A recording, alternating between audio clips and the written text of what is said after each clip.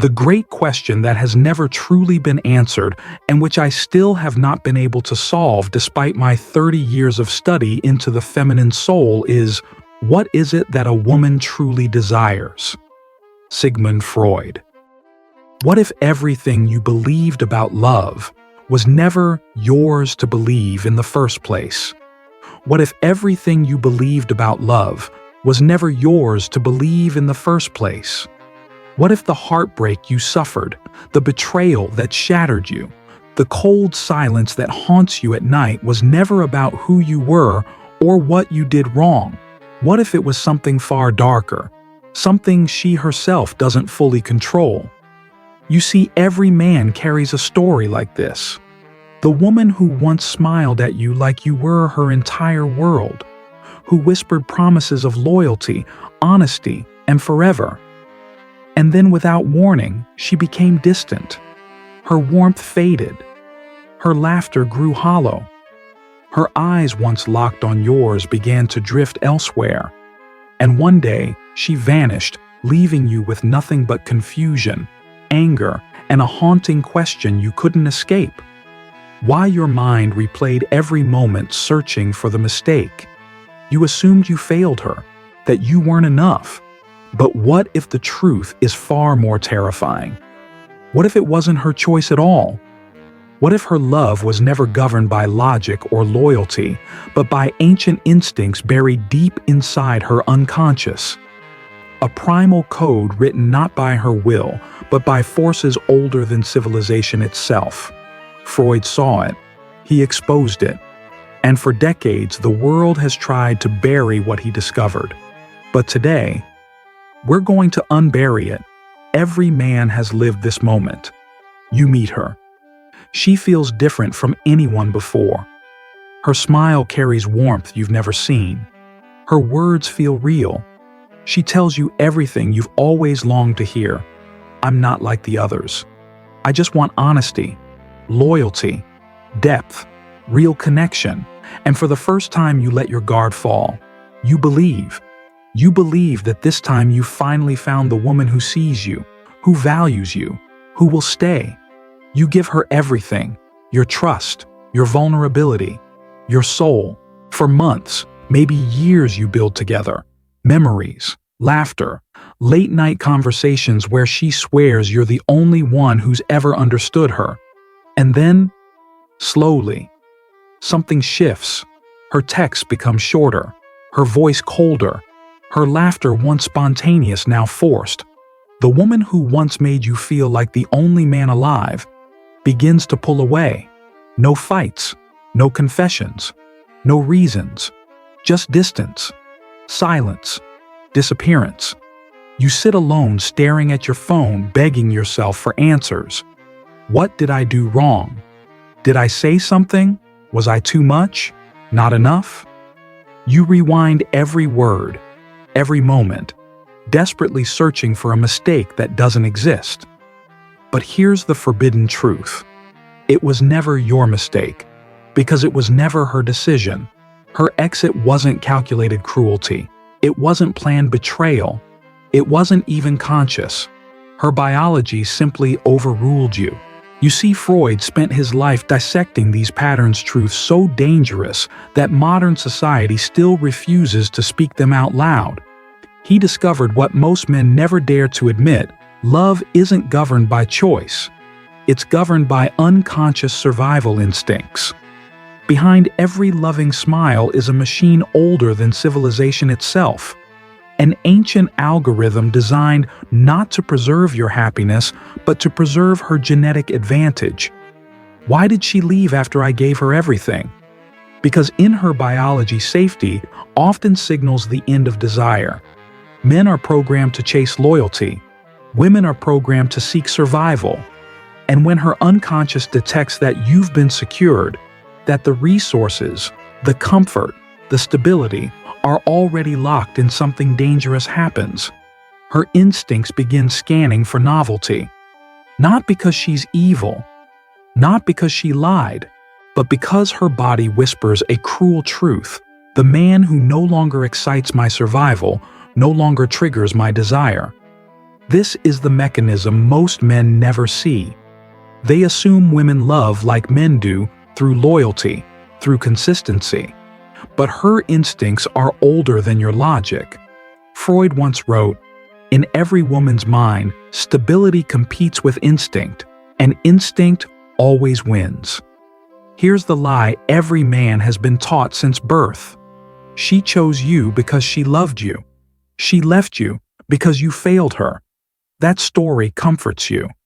Because if you failed, it means you still had control. You could have said something different, done something better, changed your behavior, fixed yourself. But that, my friend, is the great illusion. You never had control. Not for 1 second.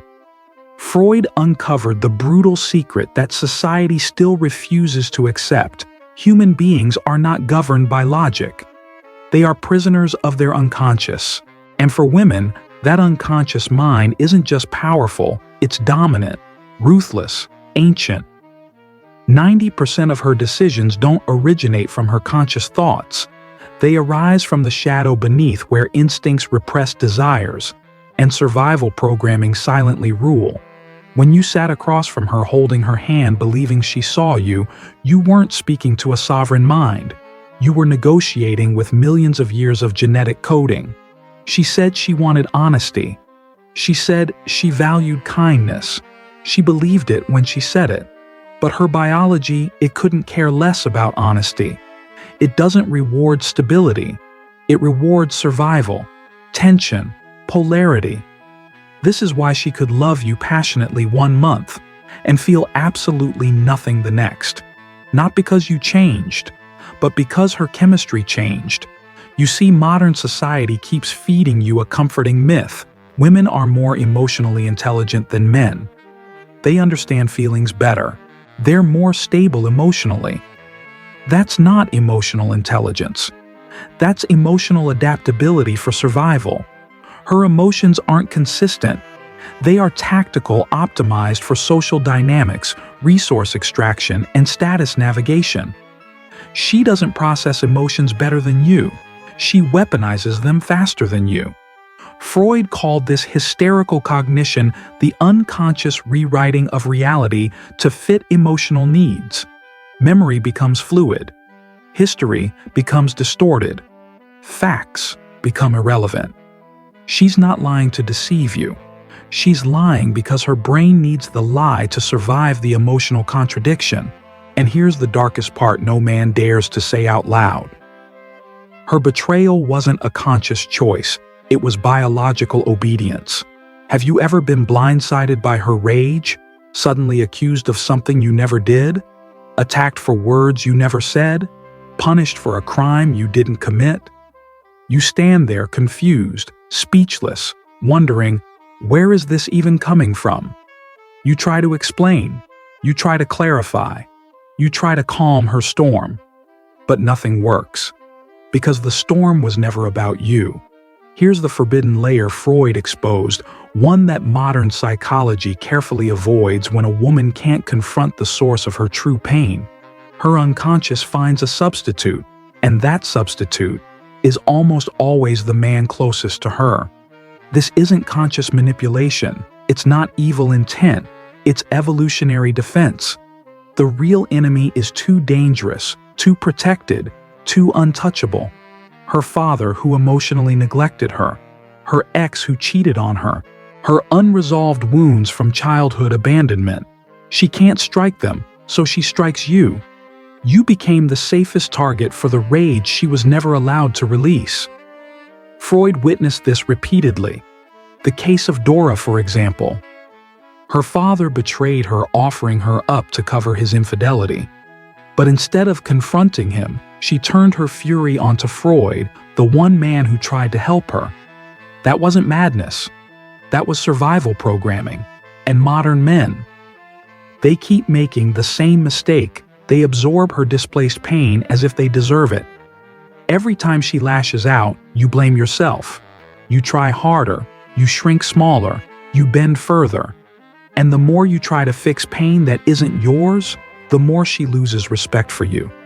Because her unconscious doesn't seek comfort, it seeks power, dynamics. The moment you surrender, you confirm her worst instinct: you're too weak to carry the storm.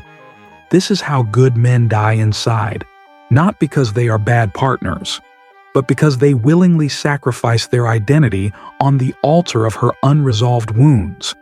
Her pain was never about you, but you became the punching bag for ghosts you never created. Here's the part that destroys most men. She swore she loved you. She looked into your eyes with tears and said you were her safe place. She promised forever. And now, she barely returns your texts. You think she must have changed her mind. I failed to keep her attracted. Maybe I didn't give enough. No. The brutal truth is far worse. Her mind didn't change. Her chemistry did. Freud suspected it. Modern science confirms it.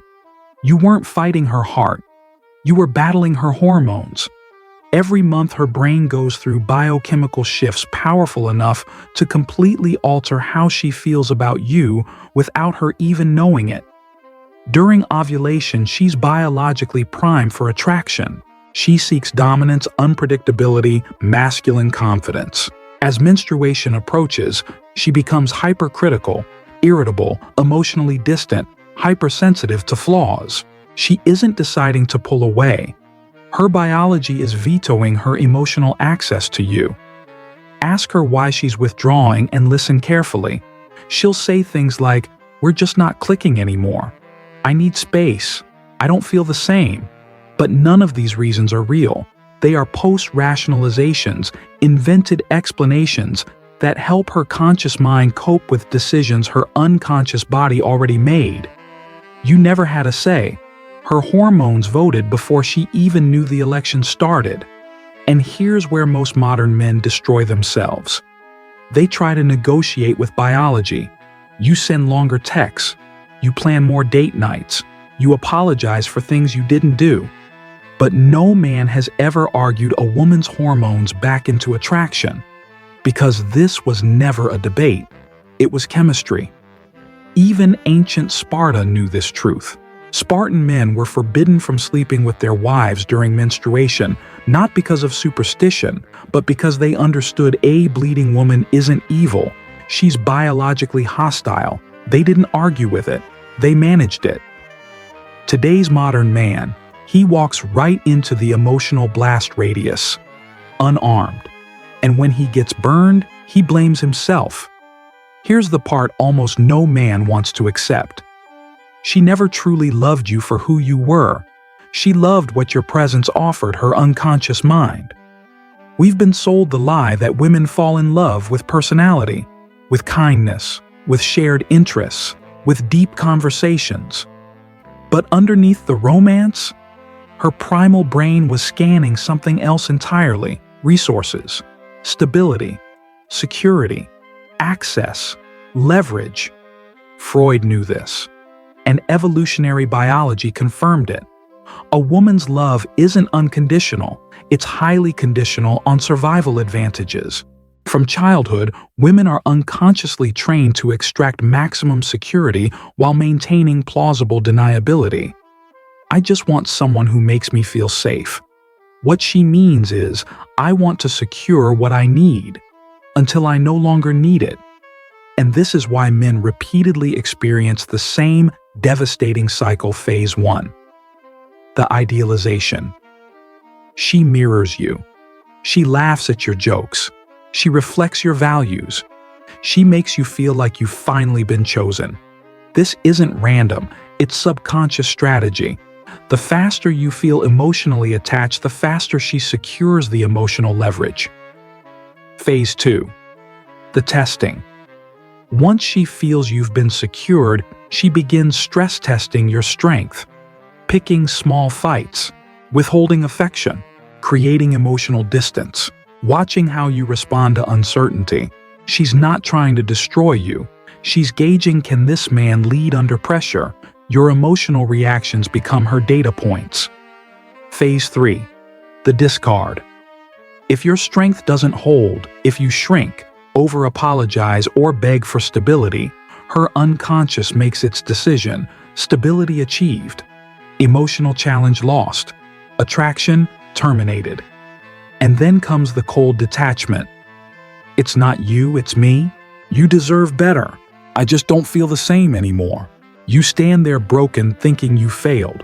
But you didn't fail her conscious desires, you failed her ancient survival algorithm. You became safe. And to her biology, safety means boredom. And boredom means elimination. In tribal history, this was survival. The strongest protector won her loyalty. The moment weakness appeared, her instincts recalibrated. Better to jump ships now, before it's too late. This is the brutal reality. You never lost her. You were only ever leased until your stability no longer excited her survival system. Modern culture feeds women a dangerous lie. You are free from your biology. You are above your instincts. You are fully in control. They're told that education, feminism, and self-awareness have unshackled them from ancient drives, that they now love based on equality, that they desire stability, kindness, emotional availability. And for a while, even they believe it. But then reality strikes, not intellectually, but biologically. Because no matter how much a woman repeats, I want a man who listens. I want a kind man. I want a safe man. Her unconscious whispers something else entirely. I crave the one who doesn't bend. I ache for the man who remains unmoved. This is why you meet women who read philosophy, study psychology, write long essays on equality, and still they find themselves magnetically drawn to men who ignore their texts, cancel plans, and offer no validation. Because her body doesn't obey her words, it obeys her survival code. Freud documented this internal war repeatedly. Women who publicly demanded equality, yet privately surrendered to dominant, controlling men. One of Freud's most chilling cases involved a highly educated woman, a brilliant academic who married a soft, supportive husband. She declared loudly that she needed no masculine dominance. And yet, she cheated not with another intellectual, but with a rough, uneducated laborer, a man who dismissed her opinions, who treated her unpredictably, who offered no emotional safety. When confronted, she broke down. I hate that I want him, but when he's cold, I feel alive. The contradiction wasn't a flaw, it was the design. Her conscious mind sought virtue. Her unconscious craved polarity. And that's the psychological tragedy modern men keep misunderstanding. You believed her words. You followed the script. You gave her safety, emotional availability, and tenderness. But in securing her comfort, you extinguished her desire. Because while stability feeds loyalty, stability kills attraction when it lacks challenge. This is the forbidden knowledge no one teaches men. She doesn't choose the man who fits her list. She chooses the man who triggers her biology. And her biology, it's not interested in balance. It's addicted to tension. Every man falls for the same illusion. She's not like the others. She's special. She's deep. She's above the games. She reads philosophy. She mocks shallow women. She tells you she's tired of toxic relationships and wants something real. And you believe her. But you're not falling for her. You're falling for half of her. Freud exposed the uncomfortable truth that still terrifies modern psychology. Every woman carries two sexual identities inside her. The Madonna, the image she shows society. The nurturing, loyal, respectable partner. Emotionally intelligent. Desiring stability, kindness, and mutual respect. The primal animal. The force she hides from herself, amoral, raw, drawn to dominance, unpredictability, danger. One is socially acceptable, the other is biologically unavoidable. And here's where the paradox shatters most men. The more you cater to the Madonna, the more the animal inside her starves. And when that animal starves too long, it revolts. This is why the feminist leader secretly obsesses over the man who ignores her. The loyal girlfriend writes filthy, anonymous erotica. The quiet librarian secretly hungers for what society forbids her to want. These aren't contradictions, they are survival compartments. The Victorian era tried to suppress this with extreme virtue, and brothels exploded in secret. The more culture demands purity, the more her primal nature mutates underground. Desire doesn't disappear under shame. It hides, it festers, and when triggered, it erupts. Every man who's been left for the man who offered nothing but chaos knows this pattern. He didn't love her. He treated her terribly. He gave her nothing. Why couldn't she resist him? Because her biology wasn't evaluating kindness. It was responding to the emotional chemical storm he created. Safety calms her conscious mind. Chaos electrifies her unconscious craving. You gave her peace. He gave her unpredictability. And unpredictability wins. This is not about evil. It's about instinct. And instinct doesn't care how many good things you offered her. It only cares which man activates her ancient circuitry. Every man has seen it. The moment you watch the woman you love spiral toward a man who gives her nothing, he lies, he cheats, he vanishes for days. He offers no safety, no commitment, no future. And yet she keeps running back to him. You sit there, broken, confused, whispering to yourself, "What does he have that I don't? I gave her everything. I treated her right." And that's exactly the problem. You gave her peace. He gave her dopamine. This isn't love. This is addiction. Freud may have never used the modern term trauma bond, but he described its core perfectly. Women don't fall in love with men who hurt them. They become addicted to the emotional chaos those men trigger. Why? Because chaos creates emotional volatility, and volatility floods her brain with a chemical cocktail far more addictive than safety dopamine reward anticipation. Cortisol stress and urgency. Oxytocin, the false intimacy after the storm clears. The cycle becomes her drug. Uncertainty becomes her thrill. And the man providing that instability becomes her supplier. This is why you can offer her flowers, deep conversations, unconditional support, and still lose to the man who ghosts her after sex. Because you're offering stability to a brain that's hungry for roller coasters. The modern man believes, if I love her harder, she'll finally feel safe enough to stay. But her unconscious isn't seeking safety. It's seeking stimulation. And safety kills stimulation. This is why the more you try to make her feel safe, the more emotionally invisible you become to her primal wiring. Nice guys offer peace. Peace feels like suffocation. Chaos feels like oxygen. You didn't lose her to a better man. You lost her to her own biology. Her addiction wasn't to him. It was to the unpredictable highs and lows he created. The tragedy. Even she doesn't fully understand this pull. And when confronted, she'll often say, "I don't know why I want him. I hate that I want him." Because her conscious mind fights the very addiction her unconscious craves. And you were never competing with him. You were competing with her chemical cravings. Here's the most disturbing layer almost no man understands. Many women don't sabotage relationships because you're failing them. They sabotage relationships because you reflect a truth they can't face. From birth, women are fed two lies that create a psychological time bomb inside them. You are equal to men. You are better than men.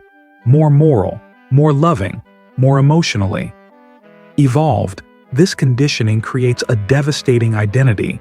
She must believe that her love is pure, that she chooses partners for virtue, not for instinct. But eventually, her biology betrays this belief.